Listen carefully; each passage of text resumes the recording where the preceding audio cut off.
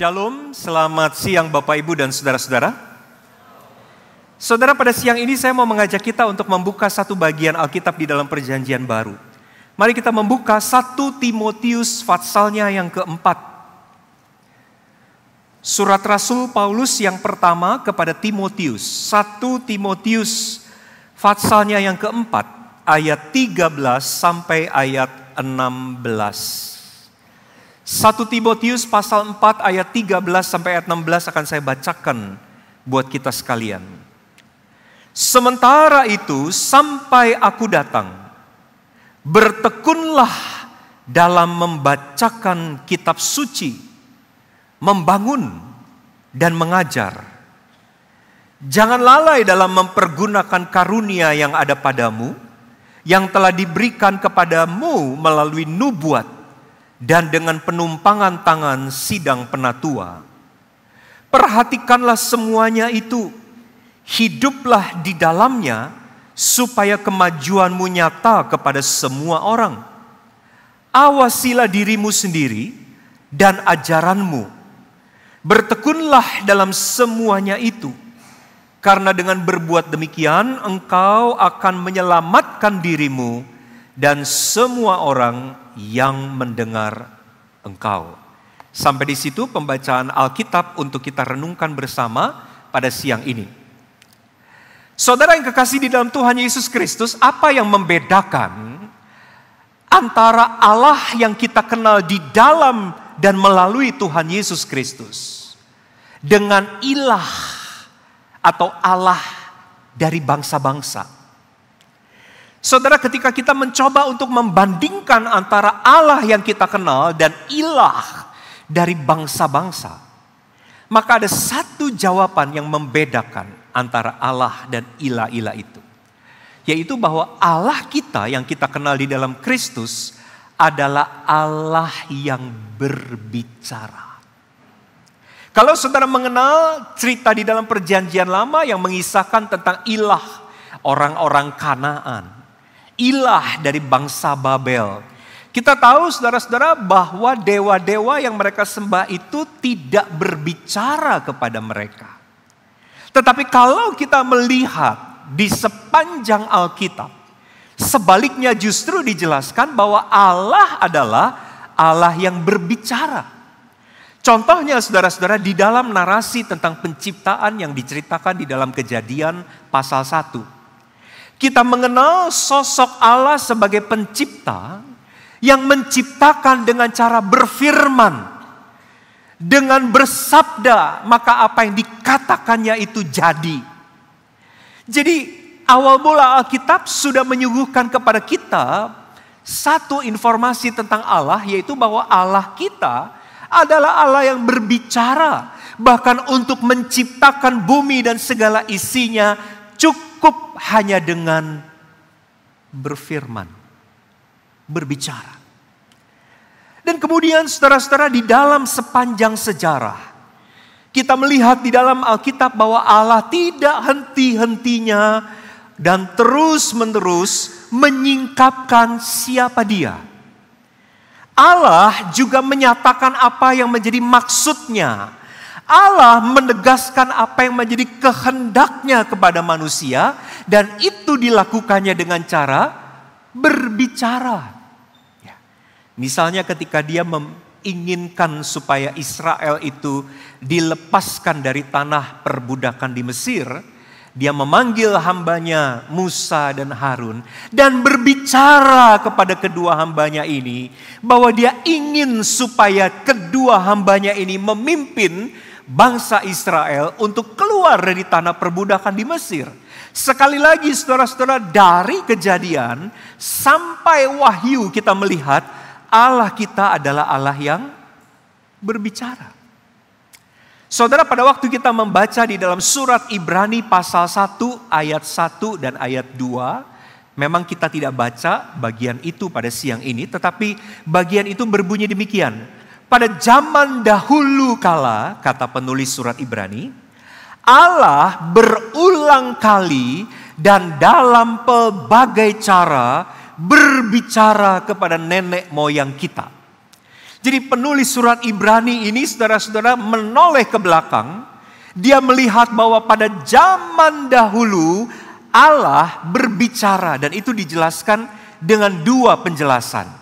Penjelasan yang pertama adalah pada waktu Allah berbicara, dikatakan Allah berbicara dengan pelbagai cara. In various ways. Dengan bermacam-macam cara. Dan kita tahu saudara-saudara ketika Allah berbicara, catatan perjanjian lama memberikan kepada kita informasi bagaimana cara Allah berbicara. Allah kadang-kadang berbicara secara langsung. Allah kadang-kadang berbicara lewat perantaraan hambanya, yaitu para nabi.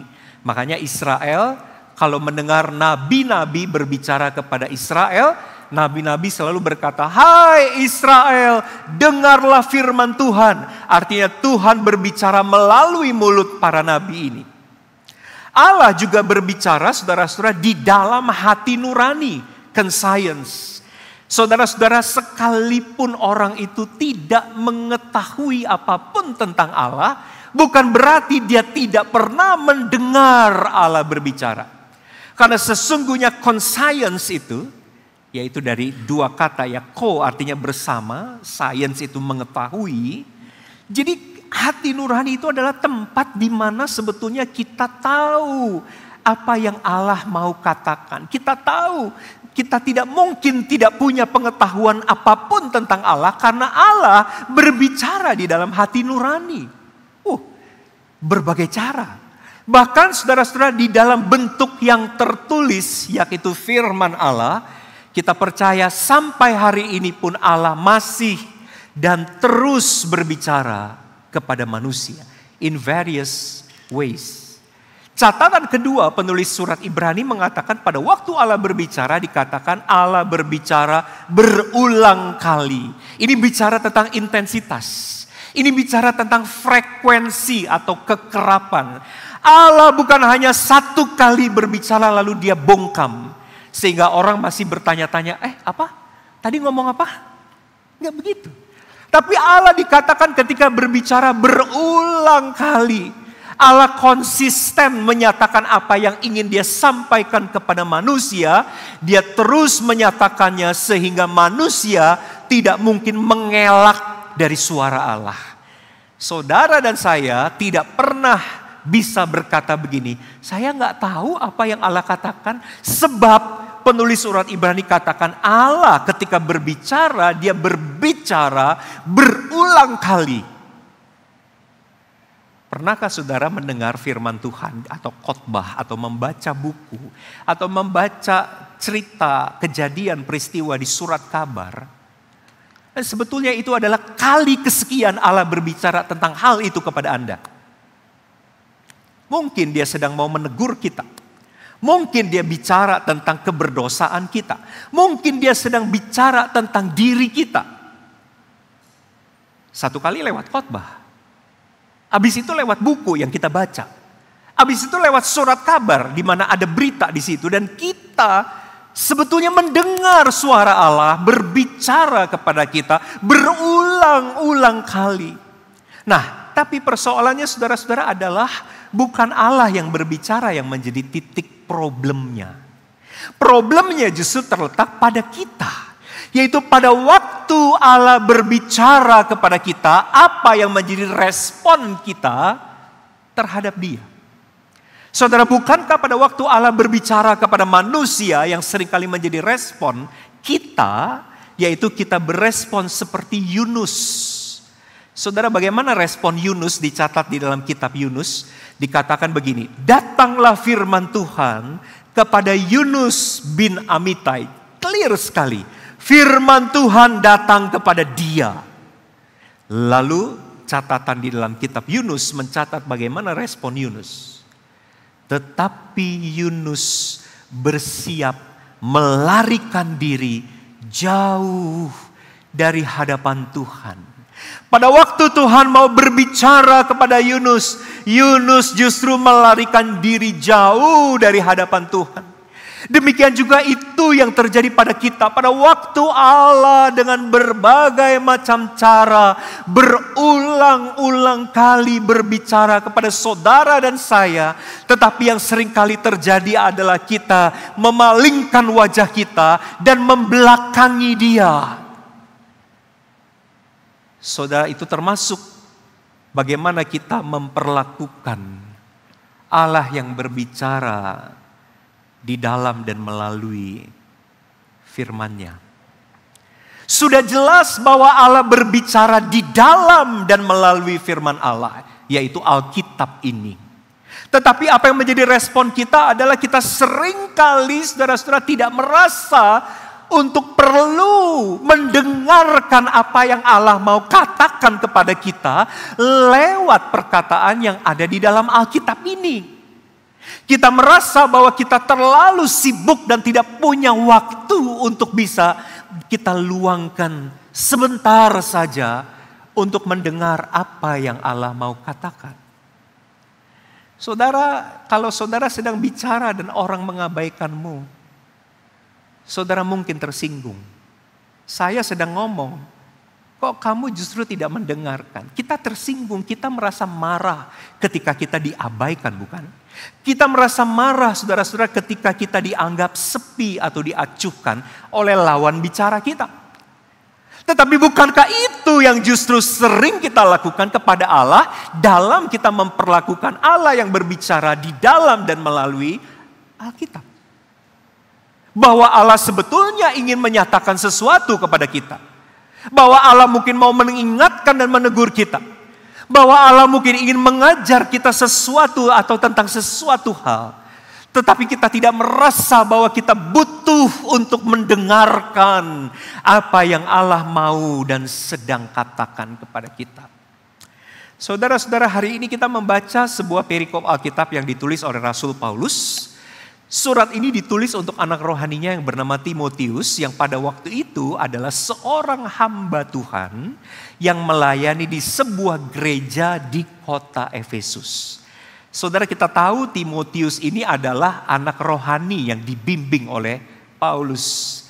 Dan kemudian Paulus mengutus dia untuk melayani sebuah gereja di kota Efesus. Dan dia adalah seorang rohaniwan, katakanlah begitu. Dia seorang hamba Tuhan. Saudara, gereja di Efesus pada waktu itu sedang menghadapi satu kondisi yang sangat sulit. Kesulitannya adalah, saudara-saudara, bukan kesulitan finansial, bukan kesulitan yang lain, tetapi kesulitannya adalah bahwa banyak orang-orang Kristen dari gereja Efesus itu yang termakan oleh ajaran-ajaran sesat. Saudara, kita tahu kota Efesus itu kota besar. Sebuah kota pelabuhan. Kalau disebut kota pelabuhan berarti ada banyak orang bisa datang dan pergi dari kota itu. Dan datangnya orang itu biasanya terkait perdagangan, bisnis. Tetapi saudara-saudara, yang ada di dalam kota itu bukanlah tentang barang-barang dagangan saja. Ketika orang datang ke kota itu, mereka juga membawa pemikiran-pemikiran. Membawa ajaran-ajaran, membawa konsep-konsep yang kemudian itu disampaikan ke tengah-tengah masyarakat Efesus, termasuk didengar oleh orang-orang Kristen di kota itu, dan banyak yang justru termakan dengan ajaran sesat itu. Seperti apa ajaran sesatnya? Coba kita lihat di pasal yang sama, saudara-saudara, di ayat 3. 1 Timotius 4 di ayat yang ketiga. Ya, ayatnya berkata begini, mereka melarang orang kawin, melarang orang makan makanan yang diciptakan Allah. Kira-kira begitu. Jadi ini ajaran sesat tentang asketisme. Ya, ajaran sesat tentang bagaimana menjadi orang yang suci atau menyucikan diri. Yaitu apa? Ajaran sesat yang justru mengatakan kalau engkau mau suci, engkau tidak boleh kawin. Kalau engkau mau suci, engkau nggak boleh makan makanan ini, nggak boleh makan makanan itu, dan lain-lain. Dan cilakanya banyak orang-orang Kristen di gereja Efesus percaya. Sekalipun mereka sudah Kristen. Nah, saudara-saudara, dalam kondisi seperti itu, Timotius sebagai hamba Tuhan di gereja itu, dia harus bertindak. Tapi pasalnya, saudara-saudara, ada satu kegamangan di dalam hati Timotius. Bagaimana aku bertindak? Karena aku ini seorang hamba Tuhan, tapi usiaku masih sangat muda. Dalam kemudaan usiaku, apakah kalau aku nanti menegur kesesatan orang, kalau aku mengajar tentang kebenaran, apakah orang mau mendengarkan saya yang masih muda itu? Saudara-saudara, usia yang muda itu membuat Timotius merasa kalau dia bicara, pasti orang akan meremehkan dia. Usia itu membuat Timotius tidak percaya diri dan merasa bahwa kalau saya mengajar jemaat tentang kebenaran, siapa yang akan percaya kepada saya, orang muda yang saya khotbahkan justru jauh lebih tua daripada usia saya. Oh saudara, dalam kondisi yang sulit seperti itu, Paulus di dalam suratnya memberikan nasihat yang amat penting kepada Timotius. Mari kita baca ayat yang tadi kita lihat di dalam ayat 13. Ayat 13 dari 1 Timotius pasal 4 berbunyi demikian. Sementara itu, sampai aku datang, bertekunlah dalam membacakan kitab suci, membangun dan mengajar. Jadi ada 3 hal, saudara-saudara, ada 3 tugas yang Paulus katakan, aku akan datang, aku akan tolong kamu untuk mengatasi persoalan gereja Efesus. Tetapi sebelum atau sampai aku datang, lakukan 3 tugas ini. Apa itu saudara-saudara? Yang pertama dikatakan dalam membacakan kitab suci. Yang kedua dalam membangun. Di dalam terjemahan Alkitab berbahasa Inggris, kata membangun ini diterjemahkan dalam preaching, berkhotbah. Dan dalam mengajar, teaching. Jadi 3 tugas ini yang disuruh oleh Paulus untuk dilakukan Timotius. Kalau gerejamu sedang dilanda oleh ajaran sesat, yang pertama adalah bertekunlah dalam membaca kitab suci, bertekunlah untuk selalu mengkhotbahkan jemaatmu yang banyak menjadi korban ajaran sesat, dan yang ketiga bertekunlah dalam mengajar. Tapi saudara-saudara, menurut saya ini bukanlah 3 tugas yang setara. Bukan. Menurut saya tugas nomor 2 dan tugas nomor 3 itu bisa dilakukan kalau tugas nomor 1 sudah dilakukan.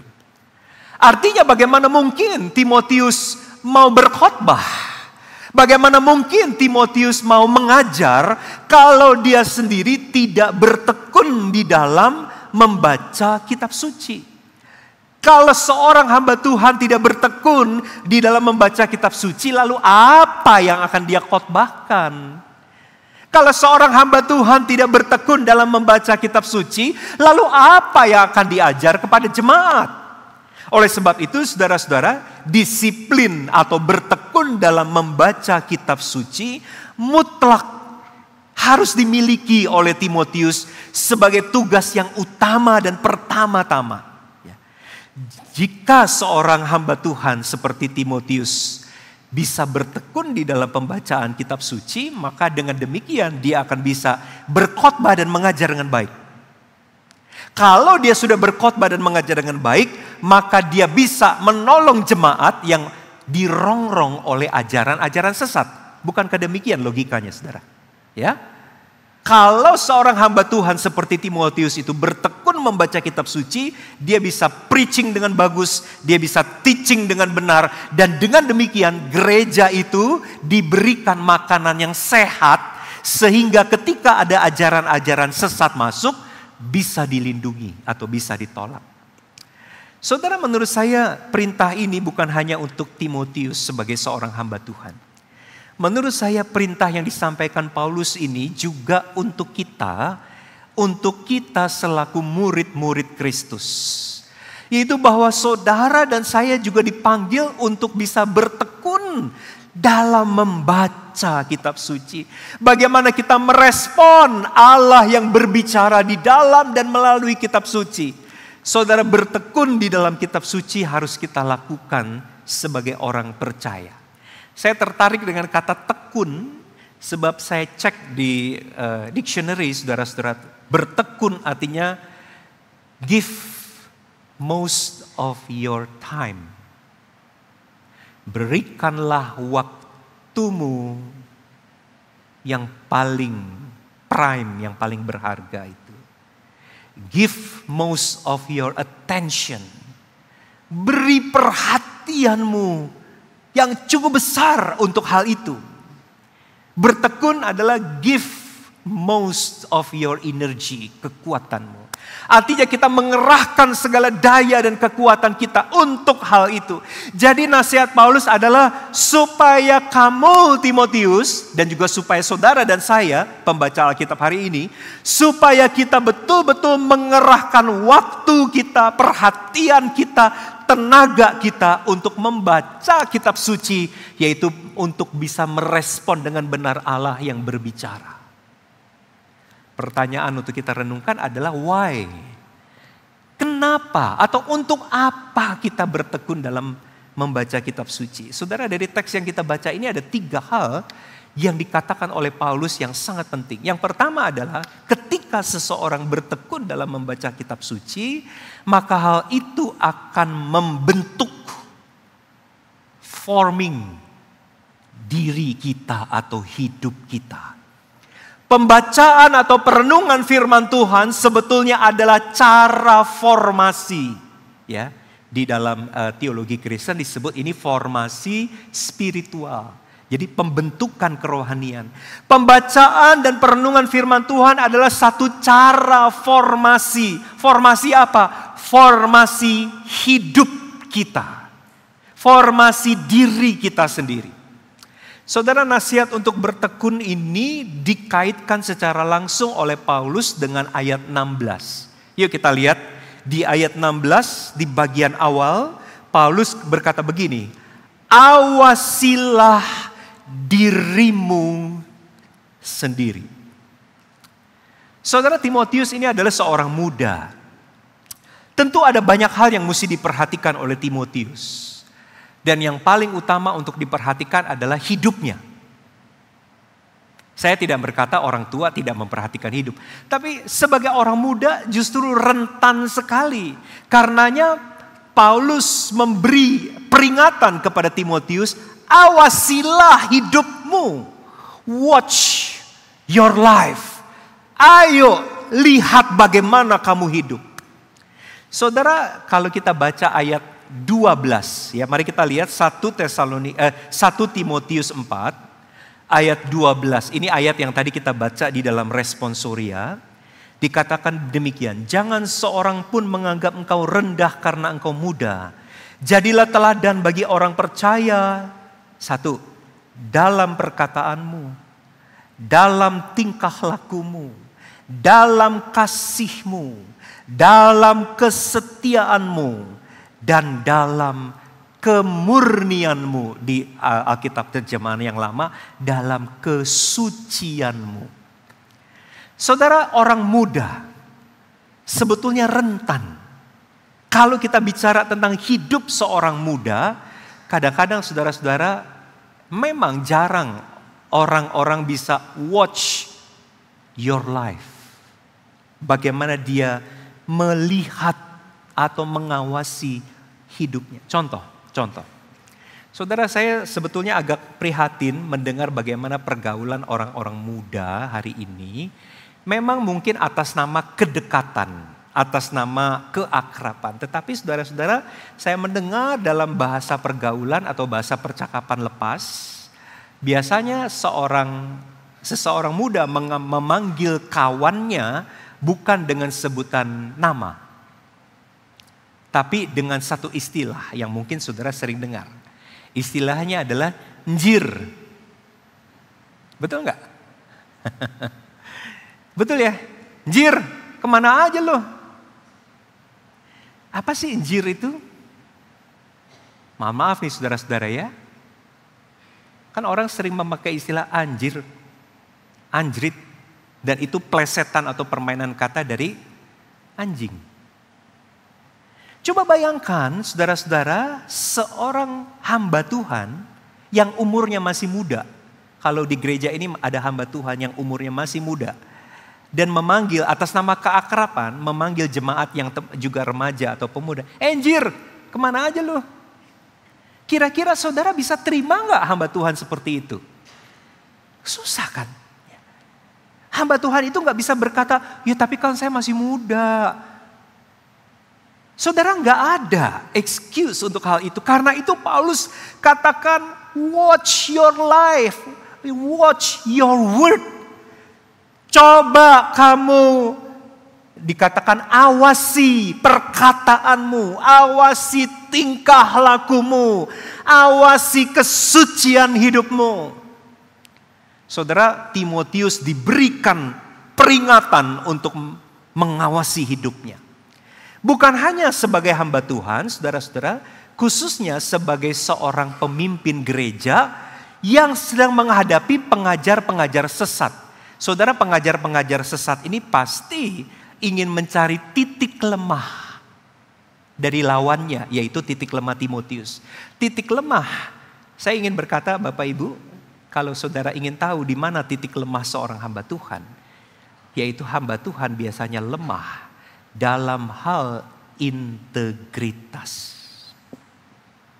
Integritas artinya apa yang dikotbahkan dan diajarkan menjadi satu kesatuan dengan apa yang dihidupi oleh hamba Tuhan itu. Biasanya penyakit atau kebiasaan hamba Tuhan adalah dia pintar mengajar. Dia pintar berkhotbah. Dia pintar kasih nasihat buat orang. Tapi persoalannya adalah apa yang diajarkan bertolak belakang dengan apa yang dihidupi.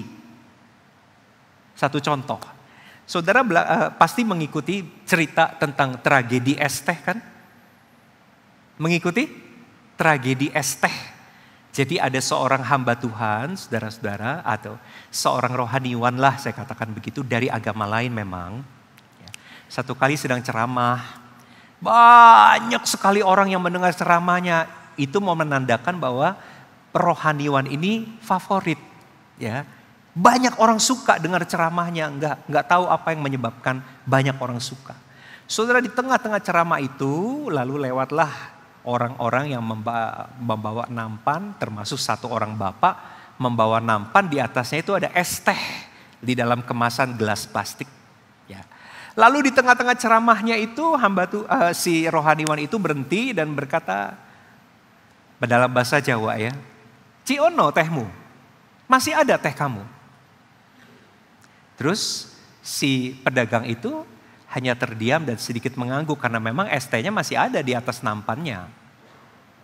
Ya wes kono didol goblok. Ya udah sana dijual. Lalu dipakai kata pisuhan itu ya, kata yang memaki itu. Goblok. Saudara, peristiwa itu langsung membuka siapa sebetulnya hamba rohaniwan ini. Pinter ngajar, tapi gak bisa melakukan untuk hidupnya. Kalau dalam bahasa Jawa tuh ada peribahasanya tuh, gajah diblangkoni, iso ngajar gak iso ngelakoni. Bisa ngajar tapi dia sendiri gak bisa melakukan apa yang dia ajar. Itu integritas, itu persoalan integritas. Dan karenanya saudara-saudara, Timotius yang masih muda ini diperingatkan oleh Paulus. Watch your life. Kata-katamu, tingkah lakumu, kesucianmu, termasuk integritas hidupmu. Nah, bagaimana bisa watch your life?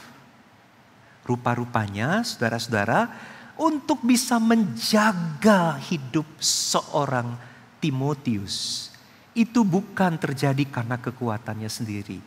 Paulus menghubungkan dengan apa?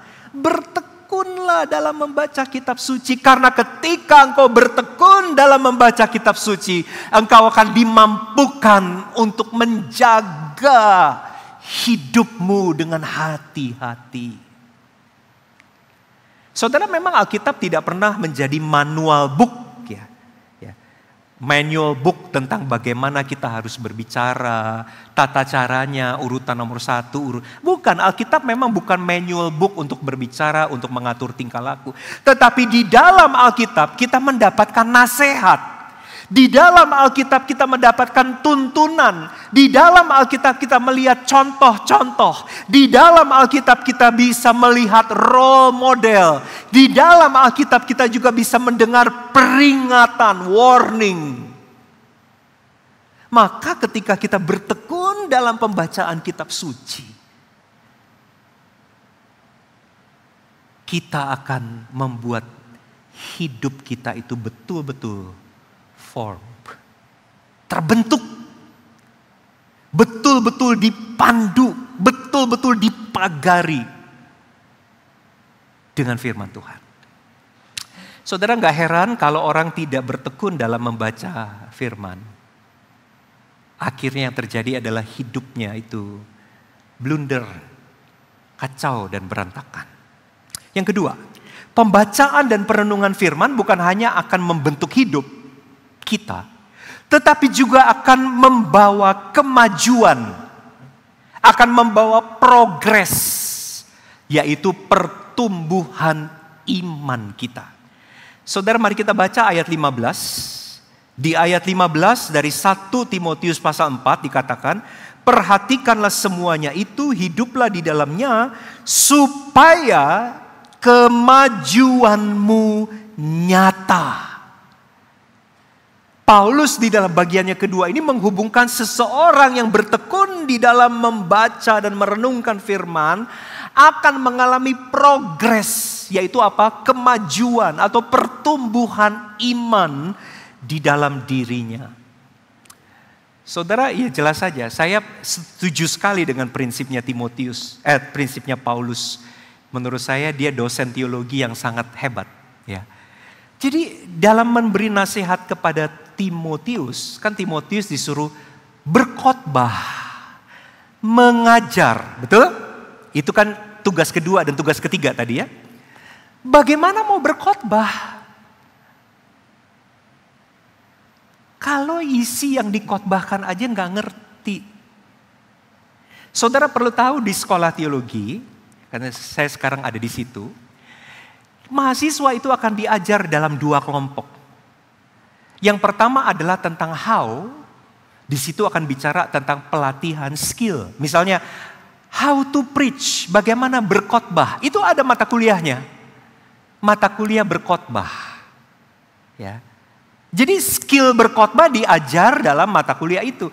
Tetapi percayalah Bapak Ibu, mahasiswa teologi tidak akan bisa berkhotbah dengan baik kalau hanya sekedar belajar how. Kalau hanya sekedar know how. Gak akan bisa berkhotbah dengan baik.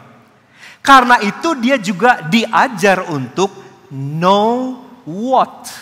Untuk mengetahui apa yang harus dikhotbahkan. Nah di situ dia belajar apa?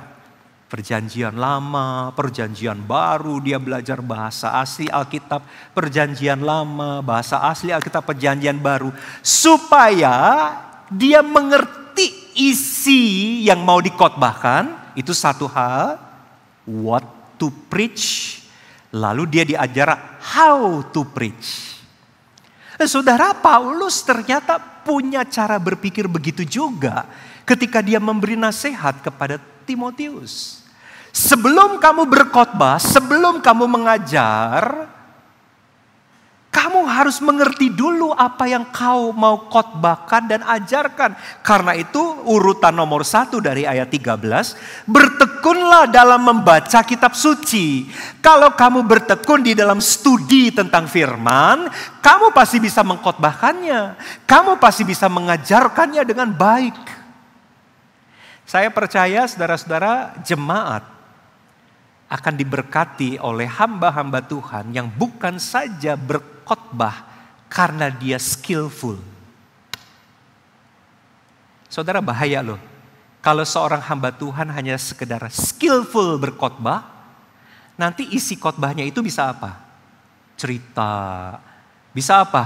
Pengalaman pribadi. Bisa apa? Ngelawak dari awal sampai akhir. Bisa tuh. Skillful memang, Dia sangat komunikatif. Dia menguasai public speaking. Dia menguasai retorika. Skillful sekali. Tapi kalau tidak ada isinya, maka khotbah itu akan jadi ajang untuk seperti itu. Bercanda, ngelawak, dan sebagainya. Saudara, jemaat akan merasakan progres dari seorang hamba Tuhan yang bertekun dalam membaca kitab suci. Nah, saudara mungkin berkata, itu kan hamba Tuhan Pak, lalu apa kait mengaitnya dengan kami orang awam atau jemaat? Menurut saya sebetulnya prinsipnya sama. Ketika jemaat bertekun dalam pembacaan kitab suci, jemaat sebagai orang Kristen akan mengalami kemajuan. Progres. Apa progresnya? Yang pertama, semakin dalam kita membaca firman, semakin kita mengenal dan memahami siapa yang kita percaya. Percaya itu. Tahun berapa saudara dibaptis? Coba ingat-ingat, tahun berapa Bapak Ibu saudara dibaptis? Kalau saudara pernah dibaptis misalnya tahun 1900 sekian, ya di bawah tahun 2000. Udah lebih dari 30 tahun mungkin kita dibaptis. Menurut saudara, saudara mengalami progres enggak dalam mengenal Tuhan? Ada banyak yang terjadi adalah justru mandek. Artinya pengenalan seorang Kristen akan Tuhan hari ini, itu adalah pengenalannya pada waktu dia 25 tahun yang lalu dibaptis. Artinya memang mandek. Saudara bertekun dalam pembacaan kitab suci akan membawa kemajuan buat seorang Kristen. Dia semakin meyakini yang dia percaya. Harusnya begitu. Semakin yakin kepada Tuhan. Seorang yang mendalami atau yang betul-betul membaca dan merenungkan firman Tuhan, dia akan menjadi seorang Kristen yang menghidupi prinsip imannya. Sehingga dari tahun ke tahun, dari waktu ke waktu, orang-orang akan lihat begini. Iya loh, dia sekarang beda loh. Beda loh dia sekarang ini. Ada kemajuan dia ini. Dari mana itu terjadi? Dari ketekunannya pada waktu membaca dan merenungkan firman. Saudara, kalau hari ini saudara merasa terlalu sibuk untuk membaca firman, tanyakan satu pertanyaan lagi. Kemajuan apa yang sudah saudara alami di dalam kehidupan rohani saudara? Tidak ada perenungan firman, artinya tidak ada asupan rohani. Tidak ada asupan rohani, berarti tidak mungkin ada pertumbuhan. Itu hukumnya, sederhana saja. Artinya kita tetap sama. Ya. Mungkin karena saudara punya lagu favorit ya. Aku masih seperti yang dulu. Tahun 2025 masih seperti yang dulu. Waktu saya dibaptis 30 tahun yang lalu. Sedih sekali. Terakhir yang ketiga. Bertekun dalam perenungan firman, dalam pembacaan firman, akan memengaruhi dampak hidup kita untuk orang lain. Nah ini menarik. Ini satu dimensi yang jarang dibahas di dalam spiritual formation. Kadang-kadang spiritual formation ini bicara tentang aku dan Tuhanku. Aku berdoa kepada Tuhanku, Tuhanku berbicara kepada aku. Jadi spiritual formation itu bicaranya selalu vertikal gitu. Aku dan Tuhan, Tuhan dan aku, itu saja. Tapi kalau kita lihat teologinya Paulus yang ada di dalam bagian ini, saudara-saudara, kita melihat bahwa ketika seseorang mengalami kemajuan dalam hidupnya, kemajuannya itu bukan hanya tentang pertumbuhan rohaninya sebagai pribadi. Tapi pertumbuhan rohaninya sebagai pribadi membawa akibat ke samping untuk orang-orang yang ada di sekitar. Mari kita baca ayat 16b. Kalimat terakhir di dalam perikop itu dikatakan begini. Bertekunlah dalam semuanya itu karena dengan berbuat demikian engkau akan menyelamatkan dirimu dan semua orang yang mendengar engkau. Saudara, dalam konteks Timotius, semakin dia belajar, semakin dia mendalami firman Tuhan, semakin dia studi Alkitab, khotbahnya pasti makin mantap. Khotbahnya pasti makin berisi, pengajarannya pasti makin solid. Dan itu dampaknya untuk siapa? Untuk jemaatnya. Untuk jemaat di gereja Efesus. Dan jemaat di gereja Efesus itu tidak lagi menjadi bayi-bayi yang mudah mendengar ajaran sesat lalu kemudian disesatkan. Itu dampaknya. Dampak untuk orang-orang di sekitar kita. Nah, prinsip yang sama juga terjadi pada saudara dan saya. Semakin kita dewasa di dalam hidup iman kita, ternyata dampaknya itu dirasakan, dialami, dilihat, diamati, bahkan memberi inspirasi buat orang lain juga mengalami yang sama. Bahkan menjadikan hidup kita ini sebagai role model dan orang lain mengikuti pertumbuhan kita di dalam Kristus. Hanya ketika saudara dan saya mau bertekun di dalam pembacaan dan perenungan firman, maka hidup kita menjadi hidup Kristen yang abundance, yang betul-betul meluap, dari dalamnya itu meluap dan orang bisa diberkati dengan hidup kita. Maukah saudara bertekun? Saya merasa ini waktunya adalah waktu yang sangat tepat, setidaknya ini masih bulan 1 di tahun 2025. Maukah kita komit Tuhan tahun ini? Ya. Tapi janji ya Bapak Ibu, ini jangan menjadi gombal, ya kan, karena kalau bulan Januari itu biasanya atau tahun baru itu biasanya itu hari gombal rohani sedunia gitu ya. Tuhan tahun ini saya janjilah saya mau ini, Tuhan tahun ini saya janji saya akan begitu. Jangan menjadi hari gombal. Tapi saya ingin betul-betul mengajak saudara mengalami kebenaran dari apa yang dikatakan Paulus kepada Timotius. Kalau saja orang mau bertekun di dalam pembacaan firman, dia akan mengalami 3 hal yang menjadi poin dari khotbah saya pada hari ini. Mari kita berdoa, saudara-saudara. Tuhan, terima kasih untuk waktu di mana kami boleh merenungkan firman-Mu.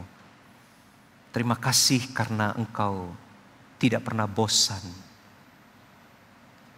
Sekali lagi pada siang ini berbicara kepada kami. Walaupun mungkin Engkau sudah berulang-ulang kali berbicara dan dengan berbagai macam cara berbicara kepada kami supaya kami bertekun membaca firman. Dan selama ini kami mengabaikan. Selama ini kami tidak mempedulikan. Tetapi Engkau tidak bosan dan Engkau berbicara hal itu sekali lagi kepada kami siang ini. Maka bukalah mata hati kami Tuhan, untuk melihat bahwa apa yang sedang Engkau katakan terhadap diri kami masing-masing. Dan kami rindu menggunakan 1 lembaran hidup kami di tahun yang baru ini untuk hidup bertekun di dalam membaca dan merenungkan firman-Mu. Di dalam nama Tuhan Yesus kami berdoa. Amin.